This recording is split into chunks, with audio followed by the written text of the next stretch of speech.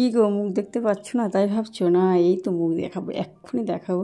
তো এই দেখো, সকাল সকাল ঘুম থেকে উঠে গেছে। আজকে সকাল বলতে আজকে রবিবার, সকাল বলতে আজকে মানে 6টার সময় উঠলাম ঘুম থেকে। তো উঠে আজকে মাও লেট করে ঘুম থেকে উঠেছে। আর তো আমি সকালে উঠে পর আজকে এমনি 4টার সময় উঠে তারপর আমার প্রয়োজনীয় কাজটা ব্যাপক তোমাদের তো বললাম আগামী দিন যে আমার খুব একটা ইম্পর্টেন্ট কাজ চলছে, সেটা করি, তারপরে করি। কিন্তু আজকে এত বেলা পর্যন্ত বাসি ঘর উঠোন রাখতে নেই। তো মাও ওঠেনি। তো আমি ভাবলাম কী করব। তো মা উঠেছে এখন, তাও বলছে যে আমি করছি। তা ওনার না কী বলতো, আমি যে বলছি না আমি করি, তো উনি অন্যদিন বলে যে করা লাগবে না, কিন্তু আজকে দেখলাম আসলে ওনার শরীরটাও খুব একটা খারাপ, ভালো যাচ্ছে না। তো ঘুম থেকে উঠেই আমাদের এই যে এগুলো কাজগুলো না, ওই যে ছোটোবেলার থেকে যে নিয়মগুলো মেনে আসছি সেইগুলোই করে। তো উঠোন ঝাড় দিয়ে নিলাম। আর ওই যে উঠোন বাড়ি আমাদের রেগুলার পরিষ্কার করা হয়, এটা একদম আমাদের বাড়ি কি মঙ্গল অমঙ্গলের ব্যাপার থাকে। তো এগুলো করতে করতে একটা রীতি রিবাজ চলে আসছে না, প্রতিটা বাঙালি বাড়িতে এগুলো করে। আমাদেরও করি, কিন্তু তার ব্যতিক্রম হয় না, কিন্তু সব বাড়িতে করে না। এটা আছে কি, আর সত্যি কথা বলতে তুমি যদি একটা ভালো জিনিস শুরু করো না, দেখবে তোমাকে দেখে অনেকে অনুকরণ করবে। এই কাজগুলো কিন্তু আগে আমার এই গলিতে কাউকে দেখতাম না, কিন্তু এখন দেখি এই উঠোন ধোয়া, তারপরে উঠোনে, তারপরে সমস্ত জায়গায় রাস্তাগুলোতে জল দেওয়া, এগুলো কিন্তু করে। তারপরে সন্ধ্যাবেলা আমি যেমন জল দিই গেটের সামনে, গেট নেই তবুও আমার যেটা গেট মনে হয়, একদম ওই তুলসী পিঁড়ি পর্যন্ত ওখানে আর কি জল টল দিই। সেইগুলো দেখে অনেকেই এখন ফলো করে। যে জিনিসটা দেখো, কারো জিনিস যদি ভালো হয় সেই জিনিসটা কিন্তু অনেকেই ফলো করে, কিন্তু ফলো করার মধ্যে কোনো নেই, অপরাধ নেই। তো সত্যি কথা বলতে তারপর কিছু কিছু গুণ নিঃসন্দেহে যেগুলো করি সেগুলো নিঃসন্দেহে অনেকের ভালোও লাগে, সেই জন্যই আমাকে ফলো করে। এই জন্য এটা কিন্তু আগে আমি কখনো দেখিনি। তো এই যে বন্ধুরা চলে এসেছে, আজকে আমার আজকে লাগবে অম্বুবাচী, যে অনেকে অমাবতীও বলে, অম্বুবাচী যে কথাটা, সেই কথাটা লাগবে। তো 2:37 না কততে লাগবে। তো আমি সকাল সকাল ভাবছি এটা না অনেক দিন ভাবছি করবো। আর বৃষ্টিতে হলে না এই ঝুল অনেক দিন সেই পয়লা বৈশাখে করেছে, কিন্তু তারপরে এই 2-3 মাস কেটেই গেল। তারপরে না 2 মাস, 1 মাস 1.5 মাস কেটেছে হয়তো। তো তারপরে এইগুলো না একদম পরিষ্কার বানাতে হবে। সেই শ্যামা পোকা আছে না, আমি ওগুলো শ্যামা পোকাই বলি, যে ছোটো ছোটো যে লাইটের জ্বালালে যে পোকাগুলো হয়, সব বাড়িতে মনে হয় সেই পোকাগুলো দেখছি বাসা টাসা বেঁধেছে। তো এখন অল্প থাকতে পরিষ্কার না করলে না অনেক সময় কী হয় জানো তো, ওইগুলো না যেমন ঝুল যদি একটু বেশি জমতে দাও না, ওই ঝুলে এই যে ঘষাঘষি করছি না, ওইগুলোই লেগে যাবে, এঁটে যাবে। বর্ষার দেওয়ালে একটু ভিজে ভিজে থাকে, আর ওইগুলো না উঠে না, তখন ডাল্লারটা কেমন একটা হয়ে যেতে পারে। তো ওই জন্য আমি আজকে একটু রোদও উঠেছে, তো সকাল সকাল এগুলো পরিষ্কার করে নিচ্ছি। দেখো আমার তো আজকে ক্লিনিং তো আমার ডেলি ক্লিনিং ব্লক থাকে, এটা আছে কি। তো আমার ক্লিনিং করতেও সত্যি কথা বলতে প্রচুর ভালো লাগে। আর আজকে আসছে গিয়ে কী বলো তো, আজকে একটা স্পেশাল ডে, কিন্তু জানি না সকালবেলাতে শুরু করেছি, কতদূর কী করতে পারবো। স্পেশাল ডে বললাম এই কারণে, কারণ আজকে আমাদের বাড়িতে অনেকে আসবে। তো সেই জন্য তার জন্য তো এমনি আমি ক্লিন করি, তারপরে একটু ভাবলাম তোড়জোড় করে এইটাই ভাবছি, অনেক দিন ভাবছি করবো, কারণ সকালের দিকে একদম টাইম পাই না। আর কি বিকালে না এই কাজগুলো দেখো মাঝে মধ্যে আমি করি, অনেক সময় বলি আমি মাথায় ভূত চেপেছে, পাগলি হয়ে গেছে, এসে বলি পাগল হয়ে গেছে, কিন্তু সত্যি কথা বলতে এগুলো আমার সময় হয় না, সময়ের অভাবের জন্যই আমার হয়তো বিকালে সেই কাজগুলো করতে হয়। তো সেই জন্য আর আজকে ওই কাজটা আমার ভাবলাম শুরু করব। একটা এক্সামও ছিল, সেটা আমি দিতে পারলাম না, সকালবেলায় ভাবছিলাম দেবো, রাতে ছিল, কিন্তু আমি ভাবছিলাম সকালে বিকাল পর্যন্ত তো আর টাইম থাকে, সেই টাইমটা আমি দিতে পারলাম না, কারণ এই যে আজকে শুরু হয়ে গেল, ভেবেছিলাম ওটা করার কিন্তু সেটা আর করতে পারলাম না। জানি না, এই যে এখন ভয়েস টয়েস দিচ্ছে, এখন বাজে 5:30টার বেশি হয়তো বাজে। তো এই ভয়েস টয়েস দিয়ে তারপরে ভাবছি পরীক্ষাটা দেবো, কারণ পরীক্ষাটা না দিলে হবে না, কারণ ওটার জন্যই তো এত কিছু করতে এত কষ্ট করছি, দেখি কষ্ট করে কি হয়। তো এবার মনের ভিতরে সবসময়টা ওই সারাদিনে এক ফোঁটা বসতেই পারিনি, যে জর্জকের আমার দরকার, এত কাজ হলে হয়ও না। তো মোটামুটি কী বলো তো, করতে আমার এই জন্য না আমার বাতিকের জন্য এগুলো কি অভ্যাস, বাতিক তো না, এগুলো অভ্যাস, আমার অভ্যাস হয়ে গেছে। পরিষ্কার পরিচ্ছন্ন করাটা আমার একটা হ্যাবিট হয়ে গেছে, এই হ্যাবিটের জন্যই আমার আর কি অনেক কিছু জীবন থেকে পিছিয়ে পড়ার মতন। আমার বড়ি যেমন বলে এত কিছু এখন করতে হবে না, পরে করো, তুমি তো সারাক্ষণ করোই, এখন কটা দিন আছে, এই কটা দিন তো মন দিয়ে সেই কাজটা করো, কিন্তু আমার সে হয় না, আমি ভাবি কি না করবো খুনি, এই নোংরা দেখলেই আমার মনে হয় অস্বস্তি হয়। তো এই দেখো, তো করেই যাচ্ছি মোটামুটি। এইখানে না কী বলো তো, আমার কারখানাটা না থাকলে এতটা নোংরা, এই পাশটা যেমন এতটা কিন্তু নোংরা হয়নি বললেই চলে।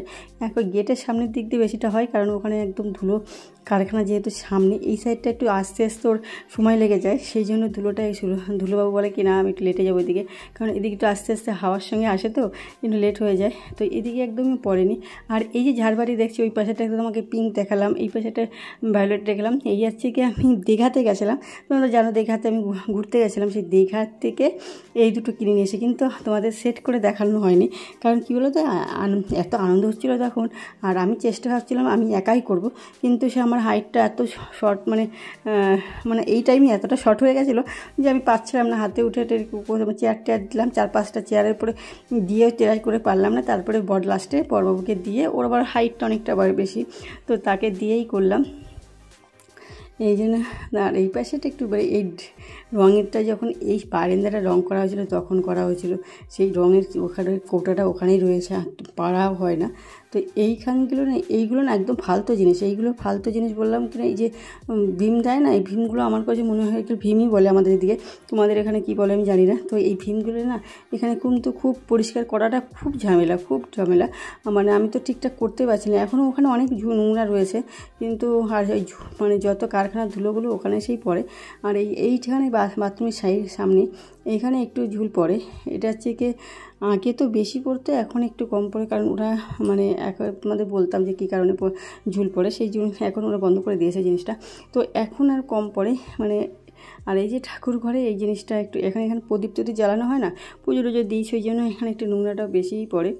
আগেই তো খুব, আর এই তো ডিসকালার পুরো হয়েই গেছে তোমাদেরকে বলে, আর রুমটার অবস্থাও ভালো না, ভেবেছিলাম সে করবো, তা হলো না করা, যাই হোক করতে পারলাম না, চেষ্টা করেছিলাম, রং টং কেনা আছে কিন্তু তবুও হলো না, একটা চাপের পর চাপ চলে আসছে বলে হলো না। তো এইখানে গেলে পরে, আর এই ঝুলঝাড়ুটা নাম জানি না, ঝুলঝাড়ুই বলেই সবাই জানি, সে পরিচিত, এটার কাছে ফেটে গেছে, আমার ভুলের জন্যই ফেটে গেছে। আর এটা হচ্ছে কি, কিন্তু এটা না আমার হচ্ছে শ্বশুরমশাইয়ের একটা ছবি, তো এটাও একটু এটাতেই ঝুলতে করলাম, কিন্তু হাতে যায় না বলেই করলাম, তোমরা কেউ করো না, এটা কাপড় দিয়েই করা উচিত, আমি যাচ্ছিল না বলে হাত আর শর্টেই মেরে দিলাম, এটা হচ্ছে কি বড়ো কথা, শর্টে মেরে দিয়েছি, কারণ এটা করান। আর এই একটা জিনিস সবসময় মনে রাখবে যে মৃত মানুষের ছবি নাকি ঘরে রাখতে নেই, কিন্তু আমি জানি, কিন্তু তুমি ঠাকুর ঘরে রেখে দিয়েছে, আর এখন যদি আমি করতে যাই না, মার মনটা খারাপ হয়ে যাবে, এতদিন ছিল এখন রাখছে না, এই আর কি অনেক কথা উঠবে, তো আর উনি হয়তো কিছু বলবে না, কিন্তু ওনার মনটা খারাপ হয়ে যাবে, আর আমার মনের ভিতরে হয়তো দ্বন্দ্ব চলবে ওনার আর আমার ভিতরে, তো ওই জন্য দুই শ্বশুর শাশুড়ি আর বৌমার মধ্যে দ্বন্দ্ব থাকা তো ভালো জিনিস না, ওই জন্য আমি ওই ছবিটা ছড়াচ্ছি না।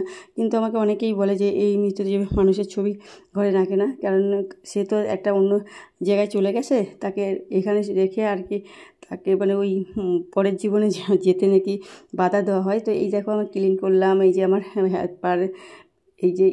এই ফ্যান কার বাড়িতে আছে এরকম ছোটো ছোটো ফ্যান, আমি দেখিনি, আমাদের এখানে এসেই দেখছি এই ছোটো ফ্যান, সত্যি কথা আমি আবার বিয়ের আগে কখনো দেখিনি, এই বাড়িতে এসেই দেখলাম, এখানে আসে 2-4 বাড়িতে, কিন্তু একটু হাই স্পিড ফ্যান, খুব ফ্যান খুব আওয়াজ, ভালো হাওয়া হয়, কিন্তু এর আগে খুব একটা আওয়াজ হতো, এখন এটা একটি সেলাই করার পরে বেশ সুন্দর হাওয়া, কিন্তু এই রুমটা ছোটোবেলায় এই ফ্যানটা কার্যকরী, কিন্তু একটু বড় রুম হলে এর হাই স্পিড কিন্তু অতটাই হতো না। তার কিচেনটাও আমি ক্লিন করে নিচ্ছি, এখানে বেশি কিছু নেই, তাও করছি। মা বলছিল যে এই পাশটা করো, তারপর বলছে না করতে হবে না, যদি ঝুল থাকে তাহলে ওখানে আবার বাসনের পরে বাসনগুলো নোংরা হয়ে যাবে, তো আমি তো সেইভাবেই করছি, বাসন নোংরা হবে না সেইভাবেই করছি, মন দিয়ে ধ্যান দিয়ে করছি যাতে নোংরাটা না হয়। আর এমনি খুব একটা পড়েনি, কারণ পয়লা বৈশাখে আগে করেছি না, তো আমার তো সেইভাবে করা মোটামুটি পয়লা বৈশাখ যখন ঝাড় দিতে দিতে যখন একটু সমস্যা হয়ে যায়, আর আজকে সমস্যা হয়েছে, বিশাল কোমর ব্যথা হয়েছে সকালবেলা আর কি, জানি না ঘুম থেকে ওটাই উঠান ঝাড় দেওয়ার জন্য না, এই ঝাড় দিতে দিতে ঝুল ভাঙতে আমার কোমর লেগে গেছে, তো এখানে একটু দাঁড়িয়ে নিলাম। তো আজকে আসছে বললাম স্পেশাল ডে, আজকে আসছে আমাদের বাড়িতে অনেকে গেস্ট আসবে হচ্ছে কি আমার বোন, ভাই, ওদের ছেলে মেয়ে, মামি, বোন, মানে অনেকেই আসবে। তো সেই জন্য আবার একটু বেশি তোড়জোড় করে একটু কেউ বাড়ি আসলে না একটু বেশ আরও একটু পরিষ্কারের ব্যাপার থাকে। আমি তো সেই জন্য স্পেশালভাবে ক্লিন করছি, যাতে একেবারেই বেশ ভালো, ওদেরও এসে ভালো লাগে। যেমন সবাই এসে বলে, কিন্তু ওদেরও বেশ ভালো লাগবে না বেশ দিদির বাড়ি যার বাড়িই হোক, ভাগ্নির বাড়িটা বেশ ভালো পরিষ্কার করা, তো ভালোই লাগলো। এই জন্য আর হাঁটতে পার জামাবতী বলে আর কি। আর আষাঢ় মাস এর আগে যদি খুব বৃষ্টি নেমে যায় না, এই ঝুলগুলো লেগে গেলে যদি না সারা হয় তাহলে পুরো লেগে যাবে খুনে, তারপরে আর পরিষ্কার ভালো করা হবে না। তো ঝুল টুল ভাঙা হয়ে গেছে। আর এই যে এখন হচ্ছে কি এই ঘরটা আর কি ঝুলে তো এক্ষুনি চলে যাবে। আর কী বলো তো, ঝুল ভেঙেছে, কারেন্ট চলে গেছিলো, মানে চলে যাবে বলে বা একবার এরম করে দিয়ে চলে গেছে, আবার দেখলে এলাম।